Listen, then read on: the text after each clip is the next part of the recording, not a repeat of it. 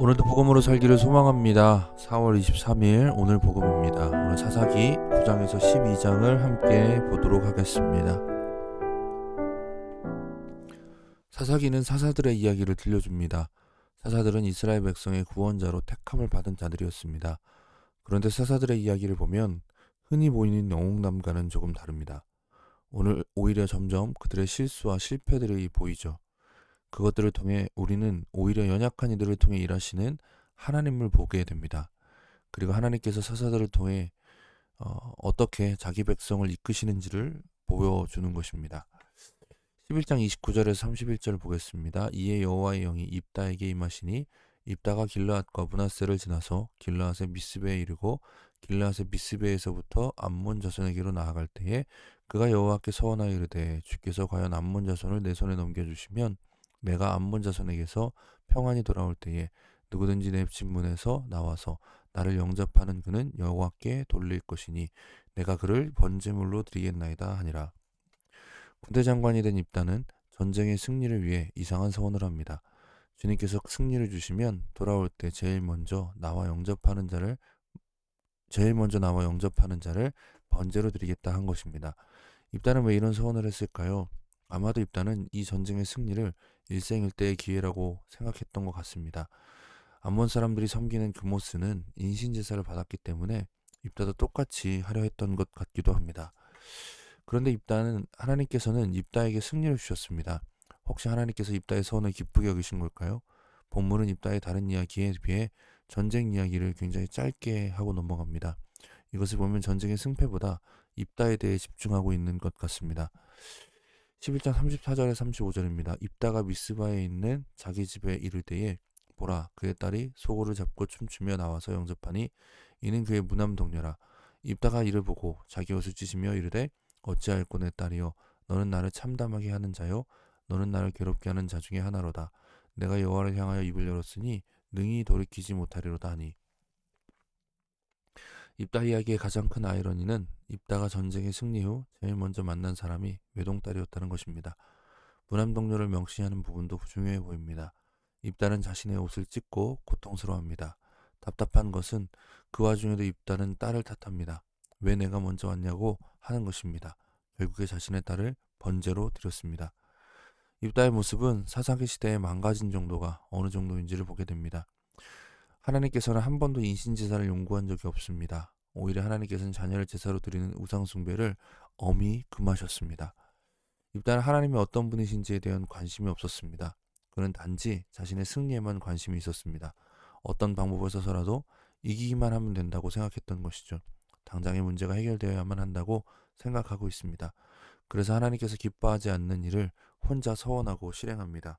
심지어 우상을 섬기던 자들을 흉내내었습니다. 그런데 하나님께서는 기회를 주셨습니다. 승리를 주셨을 뿐 아니라 딸을 보내셨습니다. 다른 이가 왔다면 입다는 아무런 고생 없이 그냥 번제로 드렸을 겁니다. 아무런 고민 없이 그냥 번제로 드렸을 겁니다. 딸이 온 것을 회개하고 돌이킬 기회가 주어진 것입니다. 하나님께서는 나는 내가 생각하는 것과 다르다고 말씀하시는 것 같아 보입니다. 사사기 12장 7절입니다. 입다가 이스라엘의 사사가 된 지 6년이라 길르앗 사람 입다가 죽음에 길르앗에 있는 그의 성읍에 장사되었더라. 입다 이야기를 보면 그는 자기 자신만을 중요하게 여겼던 사람으로 보입니다. 자신이 한 약속을 지켜야 승리가 유지될 것이라고 생각하는 것 같습니다. 그런데 입다의 시대는 고작 6년밖에 되지 않습니다.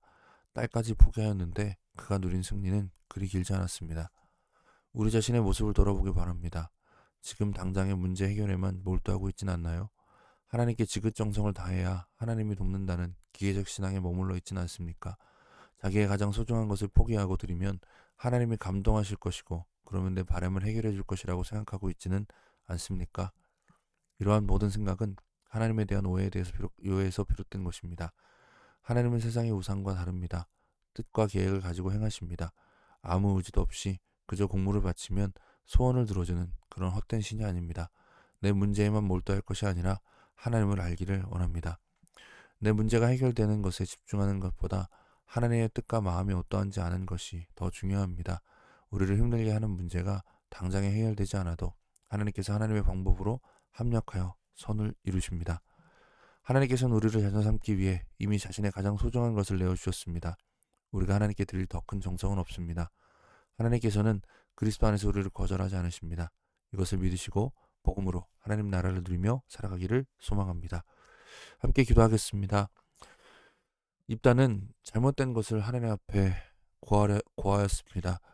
그러나 하나님께서는 이미 가장 소중한 것을 우리 위해서 내어주셨습니다. 그것도 값없이, 대가 없이 우리를 사랑하시는 사랑으로 내어주셨습니다. 이 복음이 오늘 우리를 하나님 나라를 살게 하는 원동력이 됩니다. 오늘 우리가 연약하고 부족함에도 하나님의 자녀로서 살아갈 수 있는 이유는 이미 하나님께서 모든 것을 해결하셨기 때문입니다. 오늘도 복음으로 하나님 나라를 살아가길 소망합니다. 함께 기도하겠습니다.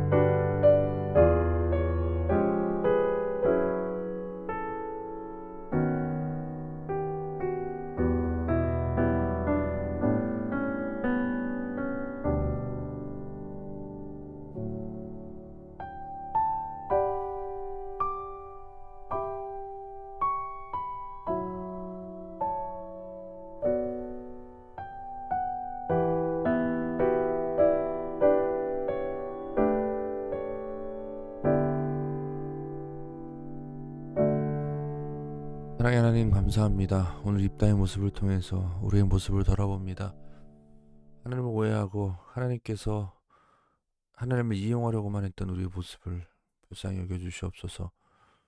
이미 하나님께서 우리를 위해 모든 걸 다 해결하시고 가장 좋은 것을 주셨음을 잊지 않게 해주시옵소서.